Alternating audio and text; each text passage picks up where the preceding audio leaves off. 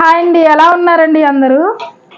ఈరోజు వచ్చేసి టైలరింగ్ విషయంలో చాలా మందికి ఉండే డౌట్ ఏంటంటే లైనింగ్స్ అనేవి మనం తడిపి వేయాలా, తడపకుండా వేయాలా, తడపడం అనేది కంపల్సరీనా అని చాలా మందికి అయితే డౌట్ ఉంటుందండి. చాలామంది లైనింగ్ జాడిచ్చేస్తారు, కొంతమంది జాడించకుండా అలా వేసేస్తారు వాటర్లో పెట్టుకోకుండా.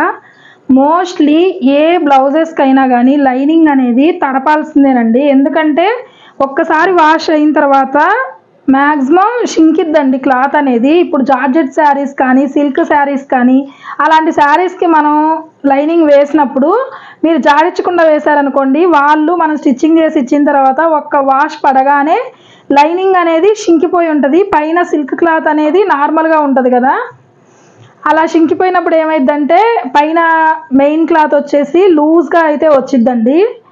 అంటే కింద లైనింగ్ సరిపోను లేదు కదా, మనకి షింకింగ్ అనేది తగ్గింది. అలాంటప్పుడు ఏమైంది, పైన క్లాత్ అనేది ఆటోమేటిక్గా లూజ్గా అయితే వచ్చిద్దండి. బ్లౌజ్ అనేది అస్సలు సెట్ అవ్వదు. ఇంకా అది చాలా రాంగ్ అండి.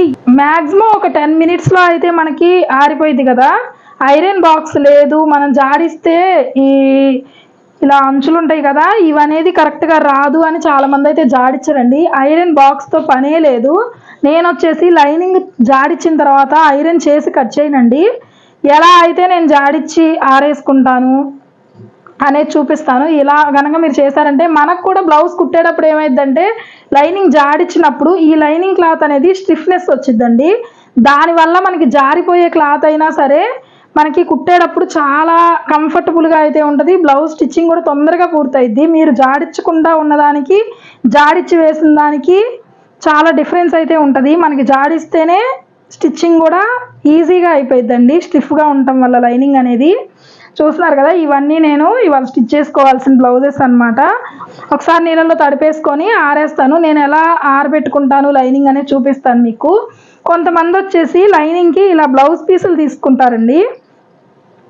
ఇది వచ్చేసి 2x1లో కట్ చేసుకున్న లైనింగ్ అనమాట. అంటే ఇది లైనింగ్ క్లాత్, ఇది వచ్చేసి బ్లౌజ్ పీసు. ఇవి ఇలా బ్లౌజ్ పీసెస్ అయితే తడపక్కర్లేదండి, ఇవి తడిపినా ఏమి షింకవు. ఇదైతే డైరెక్ట్గా వేసేసుకోవచ్చు. ఇలా మీరు విడిగా లైనింగ్స్ కట్ చేసుకునే అయితే మాత్రం కంపల్సరీ లైనింగ్స్ అనేది జాడించుకోవాలండి. నేను ఎలా తడిపి ఆరేసుకుంటాను ఐరన్ బాక్స్తో పని లేకుండా నీట్గా ఎలా మనం కటింగ్కి రెడీ చేసుకోవచ్చో చూపిస్తాను, చూడండి. ఇలా మనం లైనింగ్ కట్ చేయించుకున్నాం 1 మీటర్ లైనింగ్ అనమాట. ఇలా కట్ చేసుకున్న దాన్ని ఇలా అయితే ఇలా తీసేసుకోవద్దండి, ఈ ఫోల్డింగ్ మీదే. ఇదిగోండి చూపిస్తున్నా చూడండి, ఇలా ఉంది కదా, ఈ మడత మీదే పెట్టేసుకోండి. విడిగా అయితే ఓపెన్ చేసి పెట్టుకోవద్దు. అలా పెట్టుకున్నారంటే మీకు పిండినప్పుడు ఈ కూరాలు అనేవి కరెక్ట్గా రావు, సాగిపోయినట్టుగా వస్తాయి. నేను ఎలా చూపిస్తున్నానో అలాగే వాటర్లో అయితే తడుపుకోండి. మీరు కొంచెం డార్క్ కలర్స్ ఉన్నాయి, షేడ్ అవుతాయి, పింక్ అలాంటివి ఉన్నప్పుడు సపరేట్గా తడుపుకోండి. ఎందుకంటే లైట్ కలర్స్కి ఆ కలర్ అంటిద్దండి, అందుకనే వేటికై తడుపుకోండి. వీటిలో ఇలా పెట్టుకున్నారు కదా, మనకి అర్థమైపోయింది. ఈ క్లాత్ చూసారా, ఇంకా పీల్చుకోలేదు వాటర్ అనేది. ఒక్క 2 మినిట్స్ అలా ఉంచారనుకోండి, వాటర్ అంతా అబ్జర్వ్ చేసేసుకుంటుంది లైనింగ్. ఇదిగోండి, ఇది వాటర్ అయితే పూర్తిగా పీల్చేసుకుంది లైనింగ్. ఇలా తీసుకున్న తర్వాత మీరు ఇలా పిండేసుకోండి. విడిగా మీరు ఇలా తీసి ఒక్కో పొర ఓపెన్ చేసి అయితే పిండుకోవద్దు. ఇలా పిండుకోండి, ఇలా పెట్టేసుకోండి పక్కన. అన్ని లైనింగ్స్ అలా తీసేసుకొని ఇలా పిండేసేయండి వాటర్.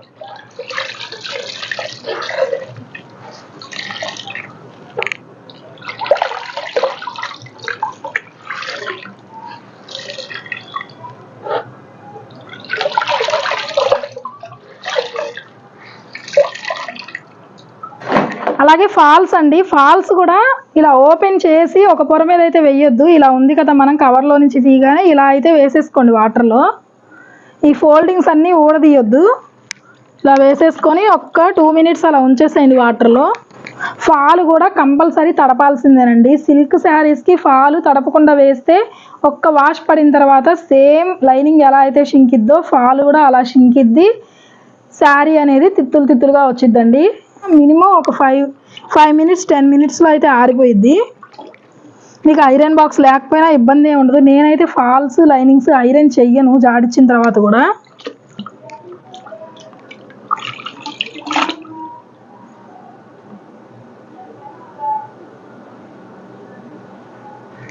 ఇదిగోండి మనకి ఫాల్ అంతా తడిచిపోయింది, అర్థమైద్ది. మనకి తడవకపోతే అక్కడక్కడ పొడిగా కనపడిద్ది. ఇది ఫాల్ మొత్తం పీల్ చేసుకుంది. ఇలా ఒకసారి పిండేసుకోండి.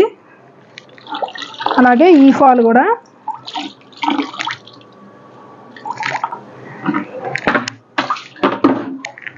పిండేసుకున్నాను.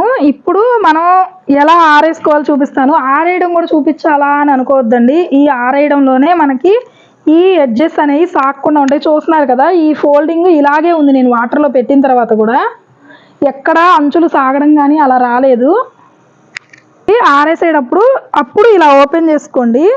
ఇలా ఓపెన్ చేసి ఒక్కసారి ఇలా విదిలించుకొని ఇలా ఆరేసేటప్పుడు ఇలా ఓపెన్ చేసుకోండి. ఓపెన్ చేసుకొని ఈ కోరా అంచులు అంటారు కదా, ఈ కోరా అంచులు రెండు ఇలా పట్టుకోండి. ఇలా రెండు పట్టుకొని ఇలా తీగ మీద నేను ఎలా చూపిస్తున్నానో అలా మీరు కనుక ఒక్కసారి జాడిచ్చి ట్రై చేయండి. మీరు జాడించకుండా కుట్టిన బ్లౌజ్ కన్నా కూడా మీకే కంఫర్ట్గా అయితే ఉంటుంది బ్లౌజ్ కుట్టడానికి. నేను ఇలా ఎలా చూపిస్తున్నాను చూడండి. ఇటు సైడు కోరా అనేది కరెక్ట్గా ఇక్కడ వచ్చేసి అంచులు ఇలా లాగొద్దండి. ఇక్కడ లాగారంటే మాత్రం సాగిపోయిద్ది ఫాల్ అనే లైనింగ్ అనేది. ఇవి ఇలా ఓన్లీ పట్టుకోండి. పట్టుకొని ఈ ఎడ్జెస్ రెండు ఇలా సమానంగా రావాలి. మీరు చూడొచ్చు, మనం దానిలో కట్ చేయించుకున్నప్పుడు ఎలా అయితే ఉందో సేమ్ ఎడ్జెస్ అన్నీ అలాగే ఉన్నాయి చూడండి. ఎక్కడ ఎక్కువ తక్కువలు కానీ ఇలా సాగినట్టు కానీ ఎక్కడా లేదు. చూసారా, ఇలా ఎడ్జెస్ సమానంగా ఇలా జాడిచ్చి ఇలా ఆరేసుకోండి. ఎక్కడ సాగడం కానీ అలా రాదు. ఇప్పుడు వచ్చేసి ఫాల్ మనం పిండి అక్కడ పెట్టుకున్నాం కదా, ఇప్పుడు ఓపెన్ చేసుకోండి. పిండేసిన తర్వాత లైనింగ్ అయినా ఫాల్ అయినా మనం వాటర్లు పిండేసిన తర్వాత ఇలా ఓపెన్ చేసుకోండి. ఇలా ఓపెన్ చేసుకొని ఇలా తీగ మీద సమానంగా ఇలా వేసుకొని ఇక్కడెక్కడ ఫోల్డింగ్స్ లేకుండా మనం మడత మీద జాడిచ్చాం కాబట్టి మనం ఆరేసేటప్పుడు కరెక్ట్గా వచ్చేసింది. లేదు ఇక్కడ ఏమన్నా మడత పడినట్టు ఉందనుకుంటే ఈ ఎడ్జ్ ఉంది కదా, ఇది ఇలా పట్టుకోండి. అటు సైడు ఇటు సైడు ఒక్కసారి ఇలా లాగండి. చూసారు కదా, ఎక్కడ ముడతలు లేకుండా పైనుంచి కింద వరకు అయితే కరెక్ట్గా వచ్చేసింది. ఇక్కడ కూడా మనం ఆరేసిన దగ్గర సాగినట్టు కానీ ఏమి రాదండి. మనం కొన్నప్పుడు ఎలా అయితే ఉందో స్ట్రైట్గా అలాగే ఉంటుంది. నేను ఇంకో ఫాల్ కూడా చూపిస్తాను చూడండి. నేను ఎక్కడ లాగట్లేదు, ఇలా సరి చేయట్లేదు.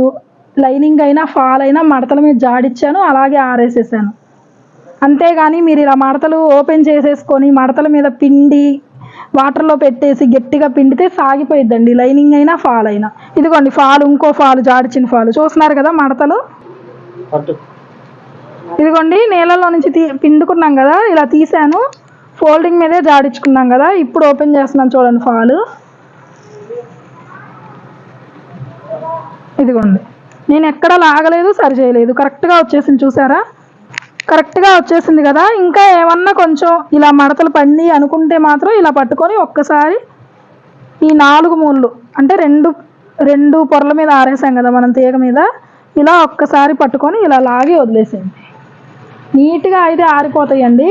చూస్తున్నారు కదా, ఎక్కడ ముడతలు కానీ సాగడం కానీ, లైనింగ్ కూడా చూడొచ్చు మీరు, ఎక్కడ సాగినట్టు కానీ ఏమీ ఉండదు. చాలా నీట్గా అయితే వచ్చిద్ది మనకు ఆరిన తర్వాత.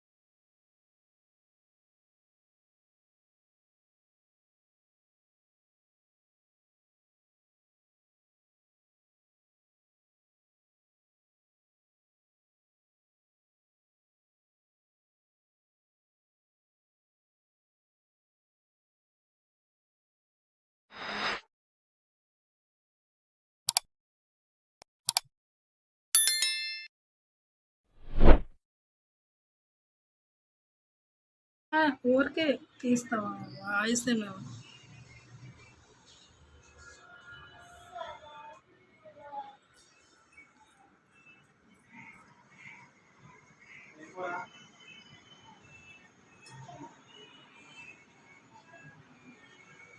ఓకే అండి, చూసారు కదా లైనింగ్స్ అన్నీ అయితే చక్కగా ఆరిపోయినాయి. చూస్తున్నారు కదా మొత్తం ఈ ఆరేసిన లైనింగ్స్ తీసుకోవడం కూడా ఎలా పడితే అలా లాగి తీసుకోకూడదండి. మనం ఇలా ఆరేసుకున్నాం కదా, చూడొచ్చు మీరు ఎంత స్టిఫ్గా అయితే మనకి ఆరిపోయిన తర్వాత వచ్చిందో. మీరు జాడించుకోకుండా వేసుకుంటే సిల్క్ బ్లౌజులకు వేయాలన్నా వేటికన్నా వేసేటప్పుడు ఇంత స్టిఫ్నెస్ అయితే ఉండదండి. మనకి మన చెయ్యి వెంబట కూడా మనం బ్లౌజ్ స్టిచ్ చేసేటప్పుడు చాలా కంఫర్ట్గా అయితే ఉంటుంది.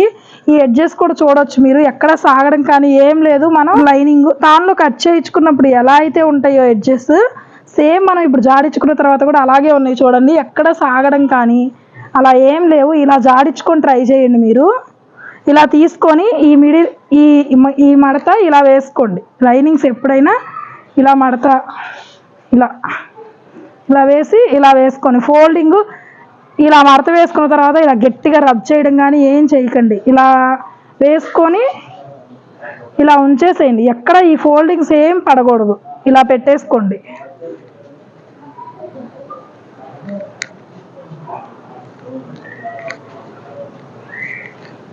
ఇదిగోండి ఇలా తీసుకొని ఇలా మధ్యలోకి ఒక మడత వేసుకోండి. మళ్ళీ ఇంకో మడత వేసి ఈ మధ్యలోకి ఇలా ఫోల్డింగ్, ఇలా మనం జాడించుకున్న లైనింగ్స్ అన్నీ ఇలా పెట్టేసుకోండి.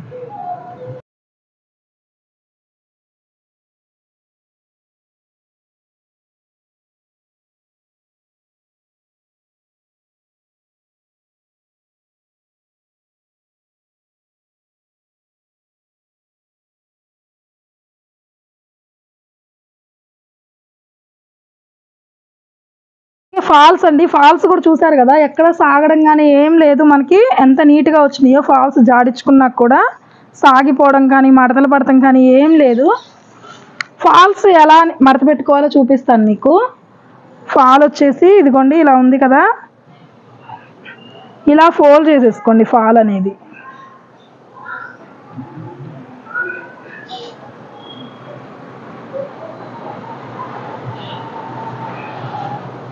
మీరు ఇలా జాడించుకున్న వెంటనే ఫాల్ వేసేసినా ఒక్కసారి ఇలా ఫోల్డ్ చేసుకొని తీసి వేసుకున్నారనుకోండి, ఈ జాడించినప్పుడు మనకి మడతలు పడతాయి కదా, అలా ఏమి లేకుండా సాఫ్ట్గా అయితే వచ్చేసిద్ది. ప్రెస్ చేయొద్దు, ప్రెస్ చేసి మడతలు పడేటట్టు చేయొద్దు.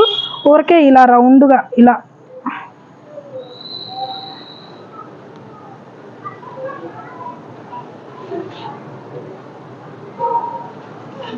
ఇలా రౌండ్గా రోల్ చేసేసుకోండి.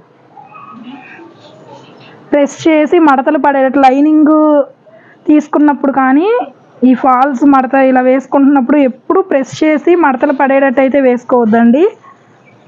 చాలా లూజ్గా పట్టుకొని చేసుకోండి. ఇదిగోండి ఫాల్స్ అన్నీ ఇలా ఫోల్డ్ చేసి పెట్టేసుకుంటాను నేను. జిగ్జాగ్ చేయాల్సిన ఫాల్స్ అన్నీ ఇలా పెట్టుకున్న తర్వాత ఇలా రోల్ చేసుకున్నాం కదా, మనం ఎక్కడ పెట్టినా మళ్ళీ అది విడిపోకుండా ఉండటానికి ఇలా ఒక రబ్బర్ బ్యాండ్ తీసుకొని ఇలా వేసేసుకోండి. ఇలా వేసి పక్కన పెట్టుకున్నారంటే మీరు ఇలా జాడిచ్చి పెట్టుకున్న తర్వాత ఒక 3-4 డేస్ టైము ఉన్నా కూడా మనం వేయడానికి కుదరకపోయినా ఈ స్టిఫ్నెస్ అనేది పోదు. ఇలా రబ్బర్ బ్యాండ్ పెట్టేసుకొని కదా పక్కన పెట్టుకుంటే ఒక 4-5 డేస్ తర్వాత అయినా ఫాల్ మనం వేసుకోవచ్చు.